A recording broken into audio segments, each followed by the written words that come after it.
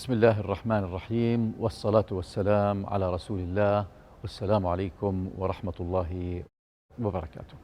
In this episode of Spirit of Values, we are going to discuss the concept of what are the major skills that professional leaders can practice as coaches.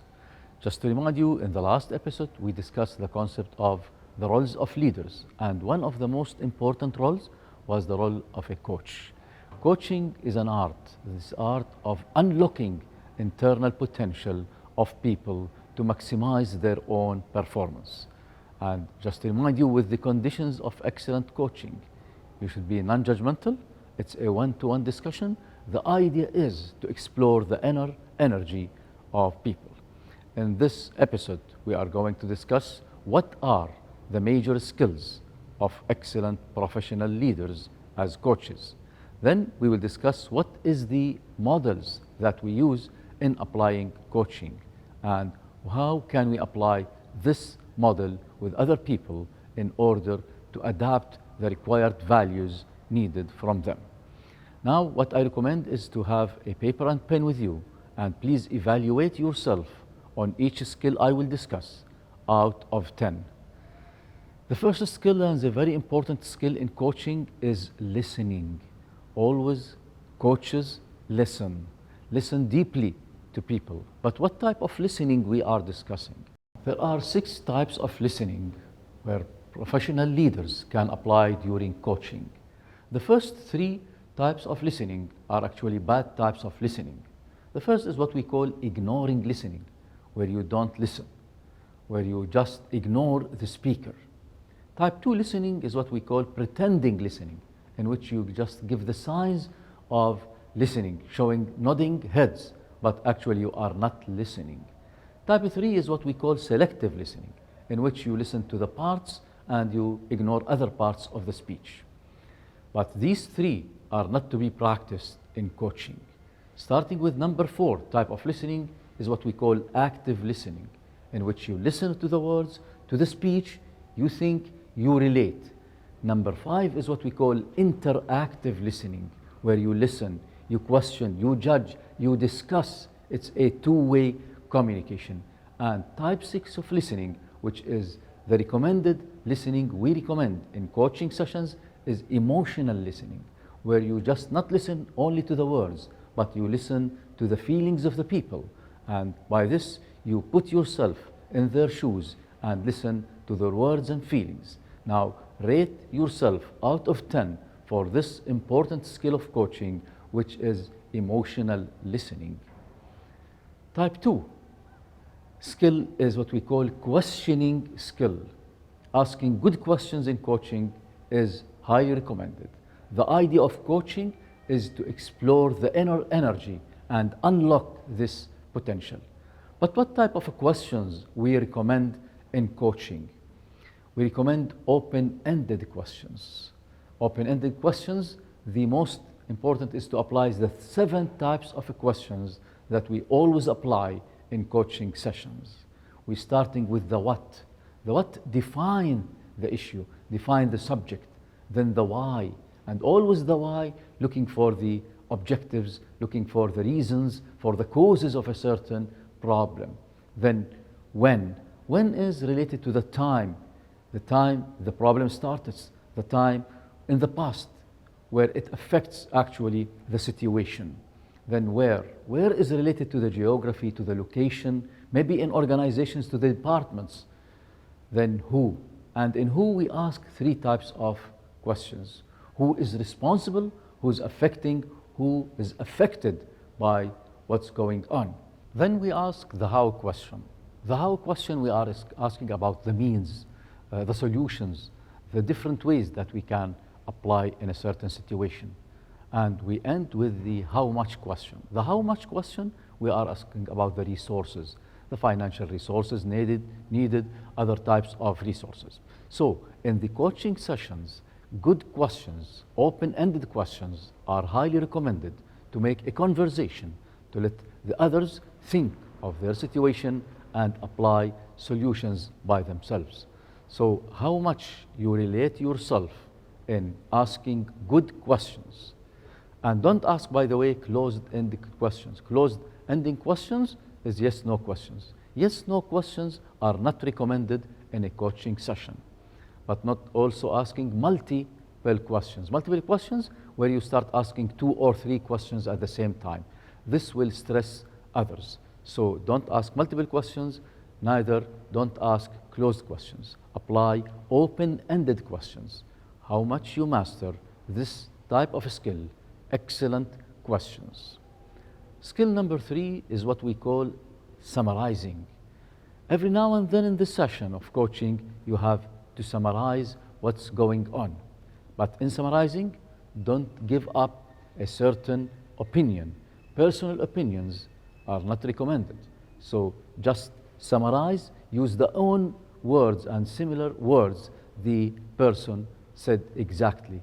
Don't put any judgments, don't put any other assumptions in the situation.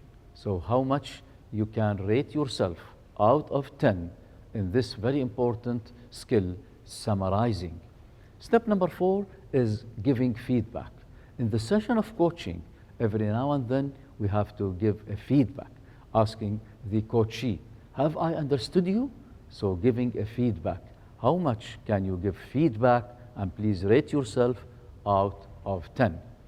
The other skill is what we call giving the communication needed in the situation. How much can you apply excellent communication in the situation? Open communication, open mind people are always excellent in communication. Can you please rate yourself out of 10 in communication? The other skill is being non-judgmental. How much you are non-judgmental? You don't judge the situation. Rate also yourself out of 10 for this important skill. Then being non-directive. In coaching, we don't give solutions. We don't give feedback. We don't give other conclusions or solutions. We just give feedback about the situation, but don't give your own feedback. How much out of 10 you are non-directive. Then how much you are trustworthy. How much you think you are trustworthy out of 10. And then how much is your self-awareness out of 10? Do you know yourself? Do you know your skills? Do you know your passion? Do you know your values? Do you know your points of weakness? How much you rate yourself out of 10 of self-awareness? Then self-recognition is also very important to match with self-awareness. And the last one is how much you rate yourself in self-confidence. How much out of 10 you master self-confidence. Then sum up the total. Now we have mentioned 10 skills for excellent coaching sessions. Rate yourself, sum up the total, it will be out of 100. If you record 80 out of 100 and above, you are excellent in coaching. You can practice this to actually affect people's attitudes and values. If you are between 70 and 80, you have to master this skill. You have to qualify yourself more. If it is less than 70, sorry to say, you cannot go for coaching. You need some sort of coaching. Just to remind you, in coaching session, the idea is to go through a series of values, increasing self-awareness. By increasing self-awareness of people, we increase their self-responsibility. Increasing their self-responsibility will increase their self-independence. This will promote their commitment, and by this they will achieve. Achievement is the final stage in this result chain of values. Now, what are the models that we can apply in coaching with coachees? The most common and well-known familiar model is the GROW model.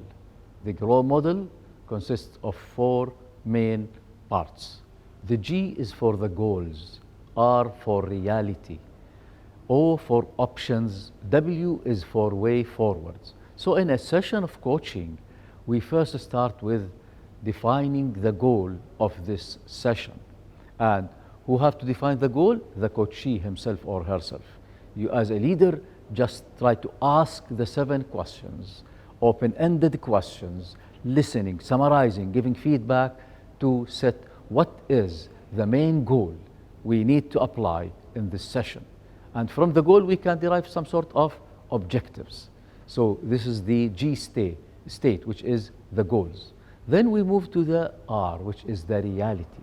We start asking questions to the coachee to understand the reality of the problem. What happens? When it starts? What affects this? And so you start giving discussion and conversation to start understanding the reality of the situation, helping by your questions and listening the coachee to reach a full understanding of his or her problem. Then the O, one of the most difficult status in this is the O, options. We need the coachee to give as much options as he or she can in order to solve their problems. And usually this state take longer time than the G and R phases in the life cycle of this GROW model. So we have to think. Let the coachee think of possible solutions to his or her problem. Then we go to the W. After giving 3 or 4 options, we have to optimize. Which is the best option that he or she can apply? Then we move to the W. W is the action plan that he or she should set. So in this model, how can we invest the time in the GROW model? Actually, usually a coaching session is between half an hour to 2 hours. 15% of the time for the G case, asking about the goals. And then 25% of the time we'd go for the R, which is summarizing the reality. And the most lengthy in the life cycle is the O, delivering more options. It actually needs 50% of the time of the coaching session. Then when we reach the solution, we go for W, which is applying the plans, the best solution through putting an action plan. And usually this would take around 10 to 15% of the time allocated for the session. Now we recommend that you apply this model with a colleague, with a friend, with a family member to check understanding the GROW model. I'll just give an example. For example, if someone is suffering from stress, and actually when you suffer from high level of stress, this will affect your values and attitudes. Anger is always a dangerous, important, negative feeling that would affect everything. Assume one is suffering from high level of stress, and we want to apply coaching session with this man or woman who are under the stress level. We start with the G. We start asking, what do you want to achieve? By ending this session, how you feel that we should proceed. So you are trying to reach the main goal of the session. Then we move to the reality. Tell me more. When you start feeling this type of stress, what affects this stress? When you feel it would increase, how do you feel when you are under stress? So by asking all these questions, we are trying to summarize the reality of the situation. Then we start asking about options.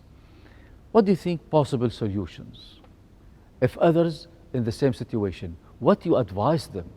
So we are provoking for some solutions. And this stage actually, it needs some sort of time because he or she is thinking deeply. Really, what solutions can I give? For example, time management, delegation, relaxation, taking a vacation every now and then. And then we recommend always to have 3 solutions, minimum 3 solutions. Then we optimize these solutions. How can we optimize? We need to go with the least cost, better solution, does not need more time, availability of resources for this solution. Then we set an action plan, which is the W. Setting an action plan. When would you start? How do you think you will manage? What resources do you need? And we usually end the coaching session by asking the following question. For the solution you give to me, how much you think you can apply it out of 10? If the answer is 8 and above, the session is a successful one. But below 8, we have to repeat the cycle of the options. So in this episode, we discussed the skills of coaching, the GROW model of coaching, one of the best roles of a good leader to adapt and actually let others go through their values, their attitudes. To summarize, we are in this session, we are increasing self-awareness, self-responsibility, self-commitment, then achievement, which is the highest value. Wassalamu alaikum wa rahmatullahi wa barakatuh.